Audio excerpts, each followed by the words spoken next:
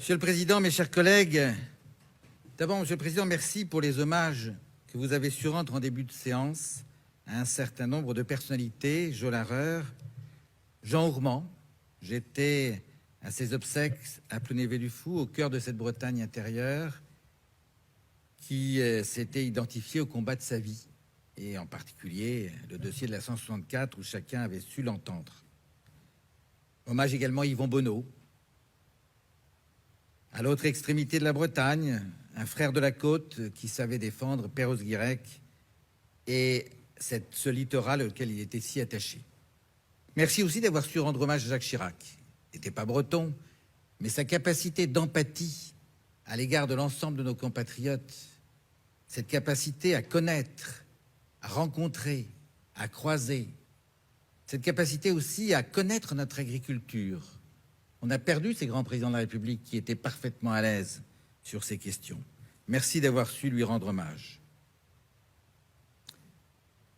Merci aussi d'avoir su évoquer la mémoire des 4 victimes de la préfecture de police de Paris. Je regrette que M. Penel n'ait pas eu un mot pour ces victimes.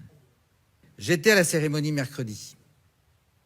J'y ai vu des orphelins, des veufs, des veuves, des familles éplorées, et un ministre de l'Intérieur qui refuse de s'interroger sur ses responsabilités.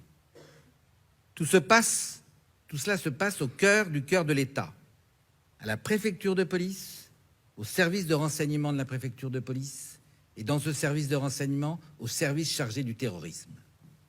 La conséquence de cela, c'est le doute qui est instillé dans l'esprit de nos compatriotes sur la capacité de l'État à les défendre. Et ça, c'est très grave. Le président de la République semble progressivement en prendre conscience de la menace de l'islam dévoyé, pour reprendre ses mots. Il nous incite à la vigilance à l'égard de cette menace intérieure. Il est temps. Puissions-nous sortir du déni qui nous a trop longtemps paralysés. Il est indispensable que l'État se concentre sur ses fonctions régaliennes, qu'il a négligées, qu'il n'a pas traité correctement. Et la contrepartie logique, c'est que l'État laisse à d'autres, plus proches du terrain, la gestion du quotidien. Et la région est l'un des éléments de cette gestion du quotidien.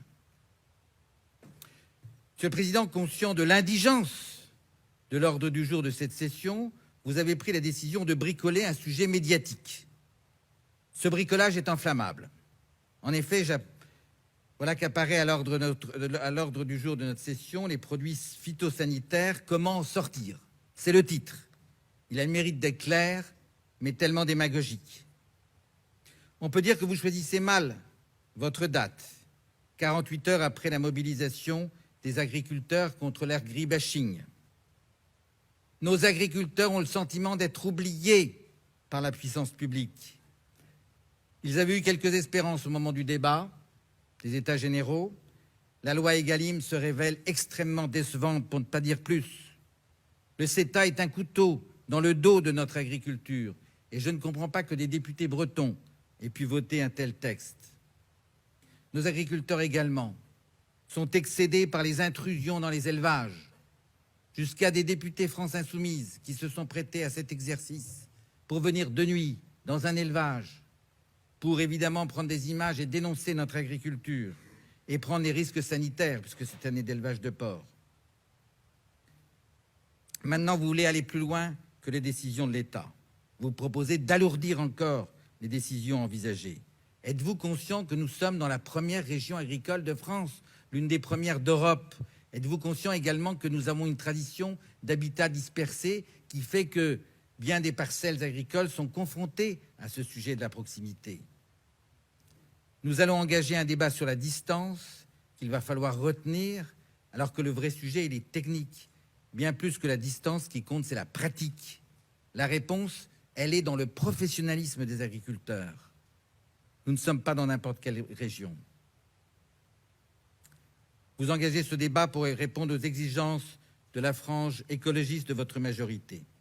Et vous sacrifiez, ce faisant, une partie de la population bretonne à des manœuvres politiciennes. Vous auriez pu engager un débat tout à fait différemment. Vous auriez pu mettre déjà dans le coup nos propres commissions. Ce matin, mes collègues le disaient unanimement, mes collègues de mon groupe, on n'est pas dans le coup, on ne nous fait pas travailler, on nous mobilise quelques heures dans le trimestre, alors que nous devrions nous atteler complètement à cette tâche. Vous n'avez pas confiance dans vos propres institutions. Vous n'avez pas confiance dans la relation directe avec le monde agricole sur ces sujets, alors que vous vous réclamez pourtant de cette tradition de contact et d'échange.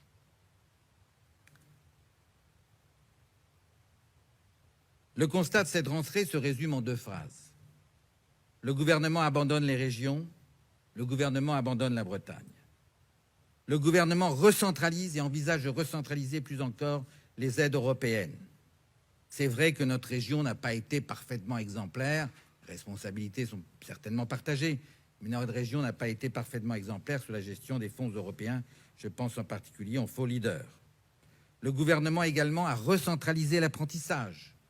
On n'avait jamais vu des gouvernements recentraliser des compétences naguère dévolues à la région. D'habitude, ça allait toujours dans le même sens, un peu plus de décentralisation. On pouvait dire que c'est insuffisant, mais le sens était constant. On ne sait rien sur la nouvelle compétence en matière d'orientation scolaire, tout au moins à notre niveau.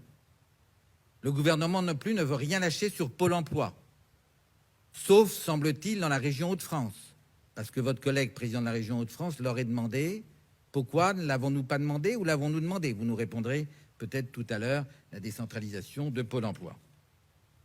Le gouvernement abandonne les régions, le gouvernement abandonne aussi la Bretagne. L'abandon catastrophique, c'est celui de Notre-Dame-des-Landes.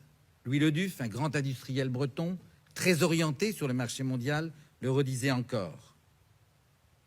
On nous a dit, vous n'aurez pas Notre-Dame-des-Landes, mais on compensera. Ce n'était pas une faveur, ça devait être une compensation. Le Premier ministre est venu très solennellement en Bretagne le 8 février pour signer un certain nombre d'actes permettant cette compensation. Que s'est-il passé depuis ? Le gouvernement abandonne le financement du développement de la fibre optique en Bretagne. Jusqu'à présent, dans la première phase, l'État nous avait accordé 103 millions d'euros, l'Europe 80. En l'état de la situation aujourd'hui, l'État ne nous donnerait plus rien, l'Europe pas davantage. Il est indispensable que les engagements soient respectés. Quel était l'engagement du Premier ministre le 8 février ? Page 8. Soutenir la mise en œuvre de la Bretagne très haut débit au service de l'accessibilité numérique du territoire. Voilà le paragraphe.